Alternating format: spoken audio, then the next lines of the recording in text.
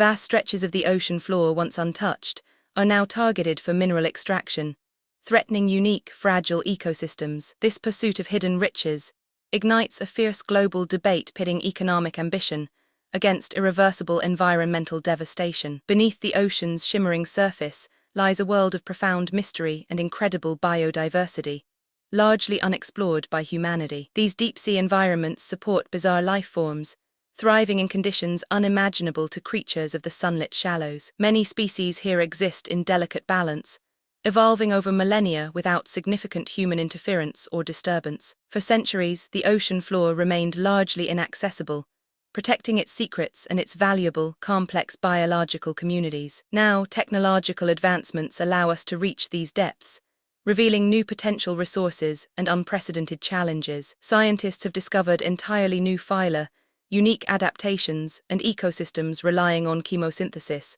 not sunlight, for energy. Understanding this remote frontier is crucial before we irrevocably alter its ancient, slow-growing, and vulnerable inhabitants. This emerging frontier presents a critical dilemma: exploit its wealth or preserve its untouched wonders for future generations. The primary driver for deep-sea exploitation involves polymetallic nodules, rich in essential minerals like cobalt, nickel, and manganese. Imagine these nodules as metallic potatoes scattered across the abyssal plains, vital for batteries and green energy technologies.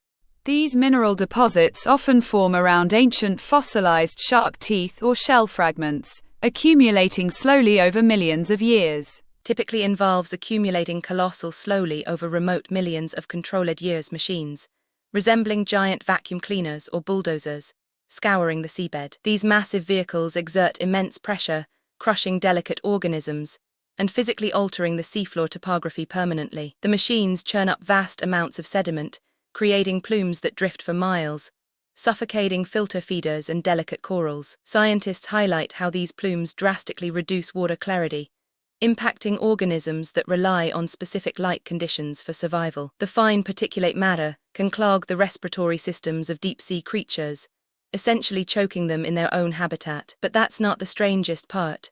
Some deep-sea creatures possess extraordinarily slow growth rates, making recovery from damage almost impossible. A single deep-sea coral colony might take thousands of years to grow, meaning generations of human time for minimal recovery. Furthermore, the noise pollution from these operations disorients marine mammals, interfering with their communication and migration patterns. The constant low-frequency hum from machinery can mask the crucial sounds whales and dolphins use for hunting and navigation. The constant low-frequency hum from machinery can mask the crucial sounds whales and dolphins use for hunting and navigation.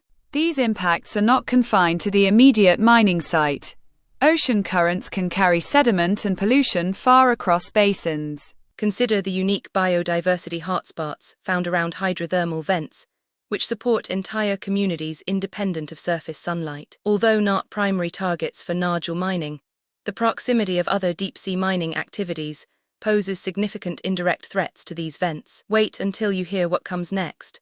The legal framework governing these activities remains astonishingly undeveloped and hotly contested internationally. The International Seabed Authority, ISA, is tasked with regulating these activities, but its dual mandate to promote and regulate creates inherent conflict. Different nations and corporations vie for mining rights in international waters, where oversight is notoriously difficult to enforce effectively. Environmental groups argue that permits are being issued without sufficient baseline data to fully assess the long-term ecological consequences. Critics point out the stark hypocrisy of pursuing green technologies at the cost of destroying one of Earth's most pristine environments. Advancements will eventually allow for less proponents' destructive extraction counter that land methods-based mining has its own significant environmental and social impacts, making deep-sea resources a necessary alternative. They often highlight the ethical dilemmas of relying on regions with poor labor practices or extensive deforestation for mineral supply. Advancements will eventually allow for less proponents' destructive extraction counter that land methods,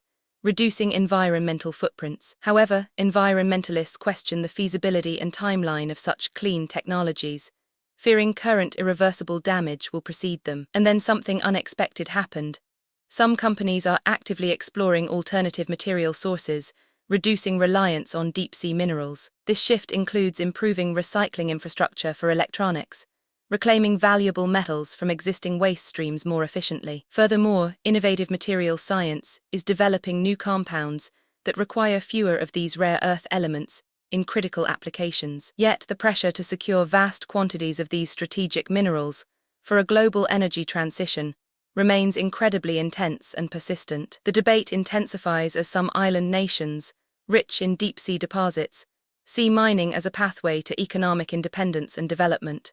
They argue that developed nations, having exploited their own resources, are now attempting to deny developing countries similar opportunities. Countries untouched. This similar perspective adds wildernesses, a complex opportunities layer of geopolitical and economic justice, to an already intricate environmental conservation challenge. The question becomes not just if we mine, but how we balance global equity with protecting the last untouched wildernesses. Some nations advocate for a precautionary pause, allowing more research before any commercial-scale deep-sea mining commences worldwide. This call for a moratorium emphasizes the irreversible nature of the potential damage and the vast unknowns about deep-sea ecosystems. The long-term implications of widespread deep-sea mining are truly profound, affecting ecosystems we barely understand today. Losing unique deep-sea species means losing irreplaceable genetic material, potentially valuable for future scientific and medical discoveries. Imagine the irreversible loss of ancient, slow-growing life forms that have adapted over eons to stable, undisturbed conditions. The carbon sequestration capacity of deep-sea sediments could also be compromised, potentially exacerbating global climate challenges. Disturbing these vast carbon sinks could release stored CO2, further impacting ocean acidification and warming trends globally. Ecologists emphasize that the deep ocean is a global common, whose health affects everyone, not just specific coastal communities. Remote habitats shaping the planets contributes significantly to the overall stability and resilience of the entire planetary system. Remote habitats shaping the planets contributes significantly to the overall stability and resilience of the entire planetary system.